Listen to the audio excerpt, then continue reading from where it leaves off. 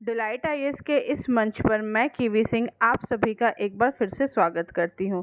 आज के इस वीडियो में हम टॉप 1000 सीरीज़ में ज्योग्राफी के पार्ट 2 को देखने वाले हैं। ठीक है, जो सीरीज़ चल रही है उसके बारे में हम पार्ट 2 देखेंगे और ये देखेंगे कि किस प्रकार से आगे के क्वेश्चन आए हुए हैं। ठीक है, इससे पहले ज्योग्राफी का एक पार्ट आ चुका है, आप हमारे चैनल पर जाकर देख सकते हैं, और हिस्ट्री के भी 7 पार्ट ऑलरेडी आ चुके हैं। अब देखते हैं आज का वीडियो और शुरू करते हैं पहला क्वेश्चन। मानसून शब्द की उत्पत्ति किससे हुई है? तो इसका ऑप्शन सही है ए, अरबी भाषा से मानसून शब्द की उत्पत्ति हुई है। ठीक है, अरबी भाषा का कौन सा शब्द था? मौसम। मौसम शब्द से हुई है, जिसका तात्पर्य है ऋतु। ठीक है, अगर हम देखा जाए तो जो परंपरा, जो पुरानी चीज़ें चली आई थी, उसके अकॉर्डिंग मानसून का संबंध मौसमी हवाओं में परिवर्तन से है, जिसके माध्यम से दक्षिण और दक्षिण पूर्वी एशिया के देशों में वर्षा होती थी।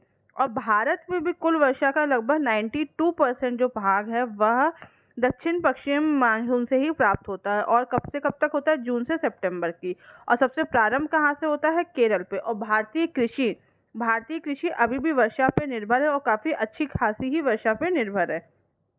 भारत एक उपोष्ण मानसूनी जलवायु वाला देश है। ठीक है, ऐसा कहा जाता है कि उपोष्ण जलवायु वाला देश है, उसी तरीके से भारत की स्थिति चलती है। भारत में मानसून की जो दिशा है, ग्रीष्मकालीन मानसून की जो प्रवाह की दिशा है, वह दक्षिण पश्चिम से उत्तर पूर्व की होती है। और दो प्रकार के, जो जिस प्रकार से मानसून कहेंगे, और शीतकाल में जो इसकी दिशा होती है वह उत्तर पश्चिम पूर्व से दक्षिण पश्चिम की तरफ होती है। और जैसे मैंने अभी आपको बताया कि अधिकतर दक्षिण पश्चिम से ही वर्षा होती है। ठीक है, तो इस प्रकार से हम देखेंगे, और इसी प्रकार से सारी चीजें चलती हैं। अब नेक्स्ट क्वेश्चन हम देखते हैं कि भारत में सर्वाधिक वर्षा किस क्षेत्र में होती है? इसका ऑप्शन देखते हैं। इसका ऑप्शन ए सही है। क्या सही है? 11 ए। ठीक है, भारत में जो सर्वाधिक वर्षा प्राप्त करने वाले क्षेत्र कौन से हैं? पश्चिमी घाट, पूर्वी हिमालय और मेघालय। इन क्षेत्रों में लगभग 400 से 450 से अधिक वर्षा होती है, और दक्षिण पश्चिम मानसून से ही इन क्षेत्रों में वर्षा होती है।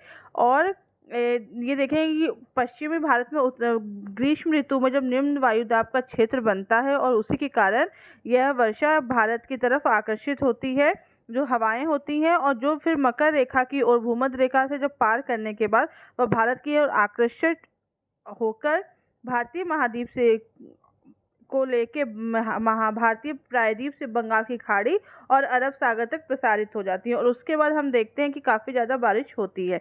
इन सब जो क्षेत्र है, यहाँ पे सबसे ज्यादा बारिश हमें देखने को मिलती है। उसमें अगर चेरापूंजी, जो कि मेघालय में स्थित है, ये सबसे ज्यादा क्षेत्र, यहाँ पे बारिश होती है। और मानेसम, ठीक है, मानेसराम में देखते हैं तो सबसे ज्यादा बारिश की स्थिति हमें देखने को मिलती है। ठीक है, सबसे कम बारिश वाली देखें तो लेह में देश में सबसे कम बारिश होती है। फिर बीकानेर, फिर हम देखेंगे जैसलमेर। ये सब जो क्षेत्र हैं, यहाँ पे हम देखते हैं कि सबसे कम बारिश होती है।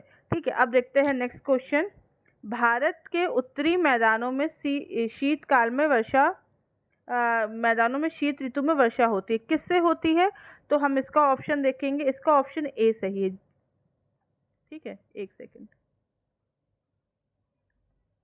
पश्चिमी विक्षोभ से। ठीक है, भारत के उत्तरी मैदानों में शीत ऋतु में होने वाली वर्षा पश्चिमी विक्षोभ द्वारा होती है। ये अतिरिक्त उष्णकटिबंधीय गर्त होते हैं, और इनकी उत्पत्ति मुख्यतः भूमध्य सागर और अंटार्कटिक महासागर में होती है, जहां से ये आर्द्रता भी ग्रहण करते हैं। और उत्तर भारत में पश्चिमी विक्षोभ से होने वाली जो वर्षा होती है, यह गेहूं की कृषि के लिए अत्यधिक लाभकारी होती है। और किस क्षेत्र में होती है? अगर हम देखेंगे अक्टूबर नवंबर के समय जिसे हम कहेंगे बारिश होती है, यह अधिकतर होती है क्या कहते हैं, तमिलनाडु के तट पर। ठीक है, इसके अतिरिक्त वह कुछ वर्षा पंजाब वगैरह ये क्षेत्र में भी होती है। ठीक है, तो हम देखेंगे तो इस क्षेत्र में ज्यादातर वर्षा हमें उसी समय देखनी है जो दक्षिण पश्चिमी वाला मानसून होता है। उस समय इस क्षेत्र में वर्षा नहीं होती है। ज्यादातर इस समय जितनी भी वर्षा होती है तमिलनाडु में, वह उत्तर पूर्वी मानसून से ही होती है।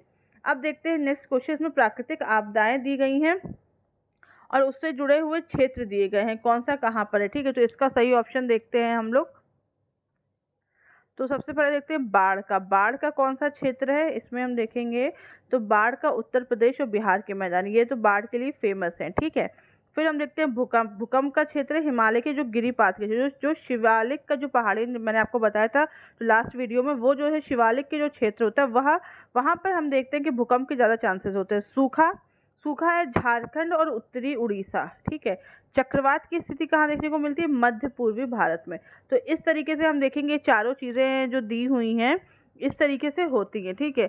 अगर देखा जाए तो जितनी भी भारत में जो भूकंप वाले क्षेत्र है वह हिमालय का जो गिरिपथ क्षेत्र है, उसके साथ साथ उत्तर पूर्वी भारत, सिंधु गंगा बेसिन, कैम्बे और कच्छ का रण, अंडमान और निकोबार द्वीप समूह है। और सबसे सूखे से जो सबसे ज़्यादा जो प्रभावित क्षेत्र है वह मध्य पूर्वी का भारत है। और चक्रवात सामान्य तौर पर पूर्वी तट को प्रभावित करता है और कुछ स्थिति में पश्चिम तट पे भी चक्रवात हमें देखने को मिलते हैं। लेकिन अतः जो ये मध्य पूर्वी का जो क्षेत्र होता है तो उड़ीसा के पास, उड़ीसा राज्यों में चक्रवात की संख्या सबसे ज़्यादा है, तो वहाँ पे जो स्थिति देखने को मिलती है वह हमें वहीं देखने को मिलती है। और फिर हम देखते हैं जो बाढ़ की स्थिति हमें सबसे ज़्यादा उत्तर प्रदेश और बिहार के मैदानों में देखने को मिलती है। और यहाँ पर सबसे ज़्यादा बाढ़ग्रस्त क्षेत्र है यहाँ पे बाढ़ प्रवण क्षेत्रों में उच्च बाढ़ प्रवण, मध्य बाढ़ प्रवण और निम्न बाढ़ प्रवण, इन 3 क्षेत्रों में इनको विभाजित किया जाता है। ठीक है। और इस क्षेत्र में हम देखते हैं कि देखने को मिलती है बाढ़। अब देखते हैं नेक्स्ट क्वेश्चन।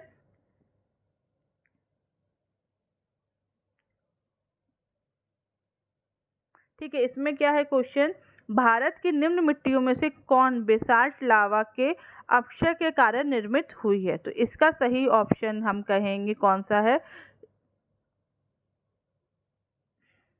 डी, रेगुर मिट्टी। ठीक है।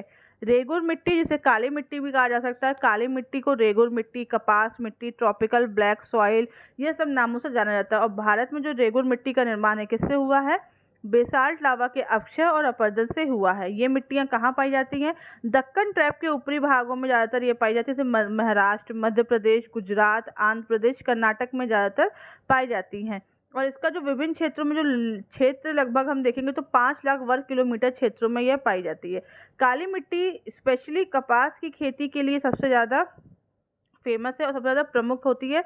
इसमें लोहा, चूना, कैल्शियम, पोटास, एल्युमिनियम की और मैग्नीशियम कार्बोनेट की अधिकता पाई जाती है। और नाइट्रोजन, फास्फोरस और जैविक पदार्थ यानी कि हम इनकी जो होती है हमें कमी पाई जाती है। अच्छा, काली मिट्टी में क्या है ना कि वहाँ पे जो तीव्र जल की धारण की क्षमता होती है वह भीगने पे बहुत ठोस और चिपचिपी हो जाती है और सूखने पर बहुत ही ज़्यादा वह कहते हैं ना कि एकदम बिल्कुल कड़ी कड़ी हो जाती है। इस मिट्टी को स्वतः जुताई वाली मिट्टी भी कहा जाता है। ठीक है। यह एक बहुत अच्छी मिट्टी है खेती के लिए, जैसे कहा जाता है कपास की खेती के लिए बहुत ज़्यादा ही यह मिट्टी उपयुक्त होती है। अब देखते हैं नेक्स्ट क्वेश्चन। लेटेराइट मिट्टी का प्राधान्य कहाँ पे है? ये हमें कहाँ देखने को मिलेगा? इसका ऑप्शन कौन सा सही है? इसका ऑप्शन सही है ए, मालाबार तटीय क्षेत्रों में। लेटेराइट मिट्टी का जो हम कहेंगे जहाँ पे सबसे ज़्यादा देखने को मिलता है वह है मालाबार का जो तटीय क्षेत्र है, वहाँ पे देखने को मिलता है। लेटेराइट मिट्टी का लाल रंग होता है। ठीक है। क्यों होता है? लोहे के ऑक्साइड के कारण इनका रंग जो होता है वह लाल होता है। ये मिट्टियाँ अधिकतर सामान्यतः जो होता है लौह या एल्युमिनियम में वृद्धि होती है और नाइट्रोजन, पोटाश, चूना और जैविक पदार्थों की कमी पाई जाती है। ठीक है। हम अगर जब जनरली सारी मिट्टियों के बारे में पढ़ेंगे तो आप एक चीज़ ये देखेंगे कि जो भारत की जो मिट्टियाँ होती हैं ना, इसमें स्पेशली पोटाश, चूना और जैविक पदार्थों की कमी पाई जाती है। इसके अलावा, और ये सभी मिट्टियों की, किसी स्पेसिफिक का नहीं, ये सभी मिट्टियों में क्वालिटी देखने को मिलती है। ठीक है। इस मृदा का जो लेटेराइट मिट्टी है वह कहाँ पे पाई जाती है? केरल, महाराष्ट्र एवं मेघालय में। ये कम उर्वर मिट्टी होती है, लेकिन उर्वरकों का जो प्रयोग होता है, मतलब इसका प्रयोग करके इसमें कपास, चावल, रागी, गन्ना, दाल, चाय, कहवा या काजू, इनकी हम कह सकते हैं कि खेती की जा सकती है। ठीक है। अब देखते हैं हम लोग नेक्स्ट क्वेश्चन। भारत में सबसे अधिक उपजाऊ मिट्टी कौन सी है? तो इसका ऑप्शन है ऑप्शन सी, जलोढ़ मृदा। जलोढ़ मृदा सबसे ज़्यादा उपजाऊ मिट्टी है। इसमें नाइट्रोजन की मात्रा कम होती है और ये मूलतः ये कहाँ मिलती है? हिमालय के निक्षेपों में हमें ये प्राप्त मिलती है। ठीक है। और भारत के लगभग 40% भागों में यह पाई जाती है। यह मिट्टी पंजाब से लेकर असम तक के जो विशाल मैदान, जो बोलते हैं ना ग्रेट प्लेन्स जो हैं, जो जिसमें वहाँ पे ये पाई जाती है। इसके साथ साथ नर्मदा, ताप्ती, महानदी, गोदावरी, कृष्णा और कावेरी की घाटियों तक भी फैली होती है। इनका निर्माण हिमालय के मालवा से प्राप्त जो अपसारी सागर द्वारा छोड़े गए जो गाद होता है उनसे होता है। ठीक है, इनका जो रंग होता है वह हल्के ब्राउन कलर की होती है, धूसर कलर कहते हैं। ठीक है, दोमट मिट्टी में पोटाश, फास्फोरिक एसिड, चूना और जैव पदार्थ की प्रचुरता पाई जाती है और नाइट्रोजन और ह्यूमस की कमी होती है। फलीदार फसलों की खेती के लिए इसमें तेजी से नाइट्रोजन का स्थिरीकरण संभव हो पाता है। ठीक है, यह जो मिट्टियां होती है सिंचाई के लिए बहुत अच्छी होती है और इनकी मदद से इसमें चावल, गेहूं, गन्ना, जूट, कपास, मक्का, तिलहन, फल आदि जितनी भी चीजें होती हैं वह काफी ज्यादा यहाँ पर उगाई जाती है। अच्छा, दो भागों में ये विभाजित होती है। एक होती है नवीन जलोढ़ जिसे खादर कहते हैं। ठीक है, और दूसरी होती है प्राचीन जलोढ़ जिसे बांगर कहते हैं। इसमें हम ये देखते हैं कि जिस तरीके से जितनी भी चीजें होती हैं काफी अच्छी क्वालिटी में ये पाई जाती है और काफी अच्छी तरीके से ये भारत के काफी बड़े क्षेत्र में इसका मिट्टी का वर्ग फैला हुआ है। अब देखते हैं नेक्स्ट क्वेश्चन। पश्चिमी राजस्थान की मिट्टी में किस चीज की मात्रा अधिक होती है? ठीक है, तो हम इसका ऑप्शन देखते हैं कौन सा सही है। B option. ठीक है, बी ऑप्शन इसमें सही है। पश्चिमी राजस्थान के अंतर्गत कौन से जैसे जैसलमेर, बीकानेर, बाड़मेर, जालौर, जोधपुर, गंगानगर, सिरोही, झुंझुनू, पाली और सीकर ये जिले आते हैं और इनमें जो इन जिलों की जो मिट्टियां होती है इसमें चूना, कैल्शियम आधारित क्षारीय व लवणीय प्रकार की मिट्टी होती है और इस प्रकार की मिट्टी में कैल्शियम की मात्रा अधिक होती है। ठीक है, तो इस प्रकार ये मिट्टियां सारी पाई जाती हैं। अब देखते हैं नेक्स्ट क्वेश्चन। भारत में लवणीय मृदा सर्वाधिक कहाँ पाई जाती है? तो इसका ऑप्शन सही है गुजरात। गुजरात में यह मृदा सबसे ज्यादा पाई जाती है। ठीक है, और ये लवणीय प्रभावी का जो क्षेत्र है वह जो हम कह सकते हैं जो सॉल्टी एरिया के पास होने की वजह से यहाँ पर ऐसी मृदा ज्यादा पाई जाती है। ठीक है, और जो ये मृदा होती है यहाँ पे और जो सबसे अधिक जो क्षारीय मृदा होती है वह उत्तर प्रदेश में ज्यादा पाई जाती है। ठीक है, तो क्षारीय सबसे ज्यादा उत्तर प्रदेश में और लवणीय सबसे ज्यादा गुजरात में पाई जाती है। क्वेश्चन नंबर 10 देखते हैं। निम्नलिखित में से मृदा अपरदन प्रक्रियाओं को पहचानिए, इसमें कौन सा ऑप्शन सही है? तो इसका सही ऑप्शन है ए। ठीक है, ए इसका ऑप्शन सही है। ठीक है, तो आसफल अपरदन यह क्या होता है? जब जल पत्तियों से नीचे गिरता है। दूसरा है परत अपरदन, यह क्या होता है? जब मिट्टी जल के साथ बहने लगती है। रेल अपरदन क्या होता है? जब मिट्टी में छोटी व कम गहरी नालियां बन जाती हैं। अब नालिका अपरदन क्या होता है? जब रेल अपरदन की नालियों को बड़ी व विस्तृत हो जाती है। धारा चैनल अपरदन क्या होता है? जब जल एक मोटी धारा के रूप में प्रवाहित होने लगता है और चैनल को तब तक अपरदित करता रहता है जब तक उसे स्थिर ढाल नहीं प्राप्त होती है। ठीक है, तो यह हमें देखने को मिलता है। भारत में जल अपरदन की जो प्रमुख समस्या है वह सबसे ज्यादा देखने को मिलती है शिवालिक पहाड़ियों के क्षेत्रों में। वहां पे हमें सबसे ज्यादा यह स्थिति देखने को मिलती है। और जो कौन सा क्षेत्र है अभी हम कहेंगे जहाँ पे सबसे ज्यादा जल मतलब मृदा अपरदन हुआ है तो वह है चंबल घाटी का क्षेत्र। चंबल घाटी के क्षेत्र में बहुत ज्यादा मृदा अपरदन हो चुका है। ठीक है, अब देखते हैं नेक्स्ट क्वेश्चन। इसमें हमें सूची मिलानी है। वन प्रकार दिए हैं और प्रदेश दिए हैं और हमें इसमें ये बताना है कि कौन से वन प्रकार कहाँ के हैं। ठीक है, तो इस प्रकार हमें सूची मिलानी है। तो इसमें हम देखते हैं ऑप्शन। इसमें हम देखेंगे कौन सा है। तो ए क्या आएगी? ए है 4 उष्ण कटिबंधीय आर्द्र पर्णपाती क्षेत्र, ये आएगा 4। ठीक है, तराई क्षेत्र। ठीक है, और फिर हम देखते हैं उष्ण कटिबंधीय शून्य पर्णपाती क्षेत्र, यह आएगा 3। ठीक है, 3 आएगा यहाँ पे। फिर अल्पाइन में देखते हैं तो अल्पाइन में आएगा मध्यगंगा का मैदान और तराई उष्ण कटिबंधीय सदाबहार। 4 3 1 2। ठीक है, तो इस प्रकार हम देखेंगे तो जो उष्ण कटिबंधीय जो आर्द्र पर्णपाती क्षेत्र होते हैं इन्हें हम मानसूनी वन भी कहते हैं, जो कि 100 से 150 सेंटीमीटर वाली वर्षा वाले क्षेत्रों में पाए जाते हैं।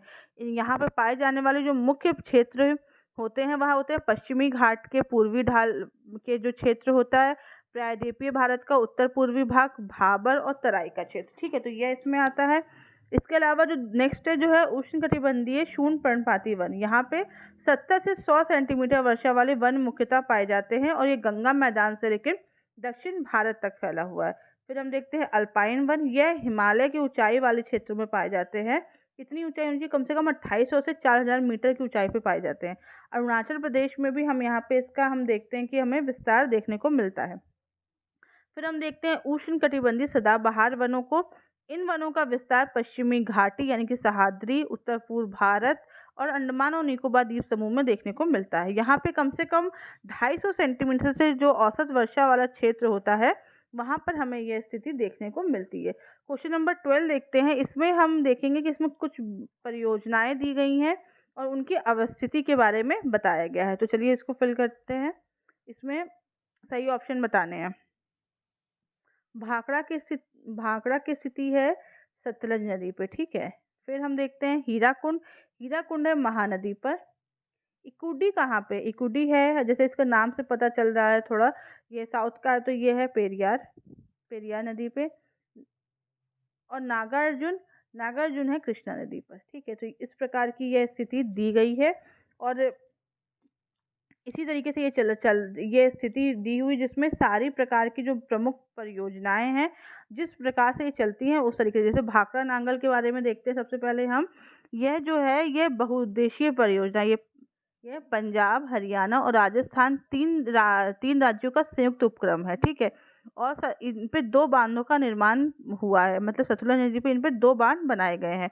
और इसका जो कमान क्षेत्र है वह हिमाचल प्रदेश, पंजाब, हरियाणा, राजस्थान भी कहा जाता है। और इसका जल संग्रहण जो है वह गोविंद सागर झील में जो स्थित है वहां से इसको किया जाता है, ठीक है। तो इस तरीके से चलता है। अब नागार्जुन परियोजना के बारे में देखते हैं। तो नागार्जुन जो सागर परियोजना है ये कृष्णा नदी पर अवस्थित है। यहाँ पे कृष्णा नदी पे यह परियोजना 1969 में पूरी हुई थी और ये तेलंगाना और आंध्र प्रदेश की सीमा पर स्थित है।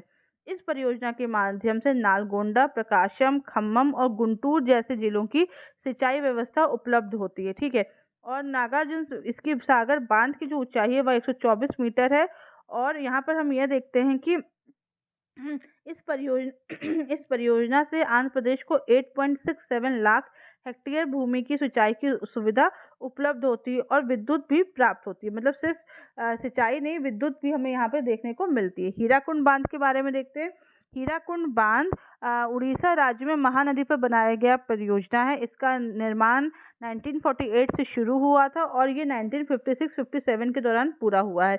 यह संबलपुर से 15 किलोमीटर दूर पे स्थित है और इसकी जो ऊंचाई है वह 200 फीट है, ठीक है। और ये एक तरीके से जो इसका जो बांध है वह काफी लंबा बांध है। इसकी बांध की कुल लंबाई 25.8 किलोमीटर है। काफी अच्छी खासी लंबा यह बांध है, ठीक है।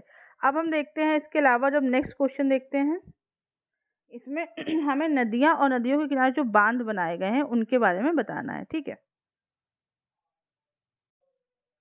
ठीक है, तो पहले इसमें देखते हैं क्या है। एक सेकंड। हाँ, तो बेतवा नदी के का जो बांध, बेतवा नदी पे जो बांध बना है उसका क्या नाम है? तो उसका नाम है माता टीला बांध, ठीक है। फिर हम देखते हैं दूसरा है महानदी का हीराकुंड बांध है, जैसा कि मैंने भी आपको पहले भी बताया।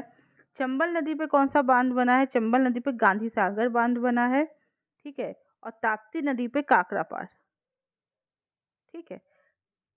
यह इस तरीके से बांधों की स्थिति दी हुई है, ठीक है। अब देखते हैं नेक्स्ट क्वेश्चन। इसमें हमें यह क्वेश्चन है, किस महीने में रबी फसल की बुआई होती है? तो यह बताना इसका सही ऑप्शन है। इसका ऑप्शन कौन सा सही है? इसका ऑप्शन सही है सी, अक्टूबर नवंबर में। अक्टूबर नवंबर के समय रबी फसल की बुआई होती है और कटाई कब होती है? मार्च और अप्रैल की, ठीक है। देखिए भारत में जो फसल पाई जाती है, जिस प्रकार का फसल, वह 3 प्रकार से पाई जाती है, ठीक है। 3 प्रकार से फसल का चक्र चलता है, रबी, खरीफ और जायद, ठीक है। जो रबी की जो फसल होती है उसकी बुआई का मैंने टाइम आपको बताया अक्टूबर नवंबर। कटाई कब होती है? मार्च और अप्रैल में। इसकी जो प्रमुख फसलें वो कौन सी? गेहूँ, जौ, चना, मटर, सरसों, मसूर और आलू।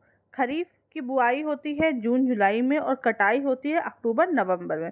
इसकी प्रमुख फसल कौन सी है? चावल, ज्वार, बाजरा, मक्का, तिल, मूंगफली इत्यादि। और जायद फसल ये ग्रीष्मकालीन है, मार्च जुलाई के बीच में होती है। इसमें तरबूजा, खरबूजा, ककड़ी, मतलब एक तरीके से फल अधिकतर पाए जाते हैं, फल या सब्जियां। ककड़ी, खीरा, भिंडी, विभिन्न प्रकार की जो सब्जियां होती हैं उनकी खेती इस समय की जाती है। अब देखते हैं नेक्स्ट क्वेश्चन। इसमें भी हमें सूची को सम्मिलित करना है, कौन सी किस्में हैं, ठीक है। तो इसमें इसमें दी हुई सूची कृषि दी गई है और कौन से अग्रणी उत्पादक राज्य है वह बताना है, ठीक है। तो इसका देखते हैं। सबसे पहले कपास। कपास का सबसे पहला जो फेमस जहाँ पे सबसे ज़्यादा होता है वह है गुजरात, ठीक है। फिर चना। चना एमपी, ठीक है। काली मिर्च भी केरल में सबसे ज़्यादा अच्छे उससे पाया जाता है, ठीक है।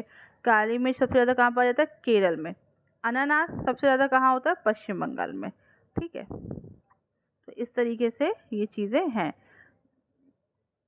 इस तरीके से जो राज्य स्तर पे चीज़ें देखी जाती हैं वह इस तरीके से दी गई हैं, ठीक है। अब हम देखते हैं नेक्स्ट क्वेश्चन। इसमें हमें तेल शोधक कारखाने और उनके जो राज्य दिए गए हैं कि कौन से राज्य में तेल शोधक कारखाना स्थित है यह बताना। तो इसमें हम देखते हैं, ठीक है। तातापीका देखते हैं। तातीपाका कहाँ पे है? आंध्र प्रदेश में। तो इसके यहाँ पे आंध्र प्रदेश, ठीक है। कोयली कहाँ पर स्थित है? कोयली स्थित है गुजरात में, ठीक है। फिर हम देखते हैं नागापट्टिनम। नागापट्टिनम कहाँ स्थित है? तमिलनाडु में। और हम फिर देखते हैं नुमालीगढ़। नुमालीगढ़ कहाँ पे स्थित है? असम में। तो ये प्रमुख जो है ये तेल कारखाने हैं जो भारत में स्थित हैं, ठीक है। बहुत अच्छे यहाँ पे है ये जैसे कि यहाँ पे जो तातीपाका जो है ओएनजीसी के अधिकार में है। ये जो है यह ओएनजीसी के अधिकार में हमें देखने को मिलता है। काफ़ी ऐसी जो प्रमुख हैं, ये जितने भी तेल शोधक कारखाने हैं ये काफ़ी प्रमुख स्थिति में दिए हुए हैं। अब देखते हैं नेक्स्ट क्वेश्चन। इसमें हमें बताना है कि खनिज के भंडारों की प्रचुरता और संबंधित जिलों में इसमें हमें बताना है कि कौन को सुमेलित करना है, ठीक है। इसमें खनिज दिए हुए हैं और इनके जो जिले दिए हुए हैं उसके अकॉर्डिंग हमें बताना है, ठीक। तो इसका ऑप्शन इसमें जैसे कि हीरा है, का कौन सा है और इसके आगे के सारे हमें बताना है। तो इसमें हम मिलाते हैं। तो ये क्षेत्र हम देखते हैं जैसे हीरा। हीरा कहाँ? पन्ना। पन्ना कहाँ? एमपी में स्थित है। यहाँ पे हम देखते हैं कि मध्य प्रदेश में जो हीरा का उत्खनन क्षेत्र है वो वहाँ पे पाया जाता है। फिर हम देखते हैं लौह अयस्क। लौह अयस्क है इसको हम कहेंगे बस्तर, ठीक है।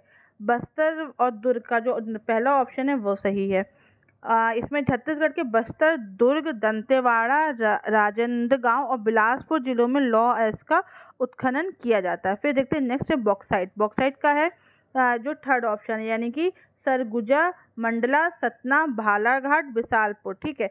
इन जगहों पे हम देखते हैं कि छत्तीसगढ़ के इन जगहों पे हम यहाँ पर बॉक्साइट के बहुत सारे ऑप्शन, बहुत सारे यहाँ पर खुदाई करने की पाई जाती है। और कोयला का हम देखेंगे चौथा है, यह है सीधी, सरगुजा, बिलासपुर, रायगढ़, शहडोल, छिंदवाड़ा, बैतूल, ठीक है। इन सब जगहों पे ये मध्य प्रदेश के पास स्थित, मध्य प्रदेश के स्थित है। ये जितने भी क्षेत्र हैं यहाँ पर हम देखते हैं कि यह प्रमुख क्षेत्र होते हैं। यहाँ पे खनिज के भंडार हमें देखने को मिलते हैं। अगर हम खनिज के भंडारों की बात करें तो छत्तीसगढ़, उड़ीसा, मध्य प्रदेश, महाराष्ट्र, इन क्षेत्रों में हम देखेंगे कि जो है यहाँ पर जो बहुत ज़्यादा, और झारखंड में यहाँ पर उद्योगों की जितने भी ज़्यादा ये खनिज के भंडार हमें सबसे ज़्यादा यहाँ पे प्राप्त देखते हैं, ठीक है। यहाँ पे काफ़ी ज़्यादा हमें यहाँ पे भंडार देखने को मिलते हैं। अब देखते हैं नेक्स्ट क्वेश्चन। यहाँ पे स्थान दिए गए हैं और उद्योग दिए गए हैं। कहाँ पे कौन से उद्योग लगे हैं इनके बारे में बताना। तो इसका सही इसमें मिलाते हैं।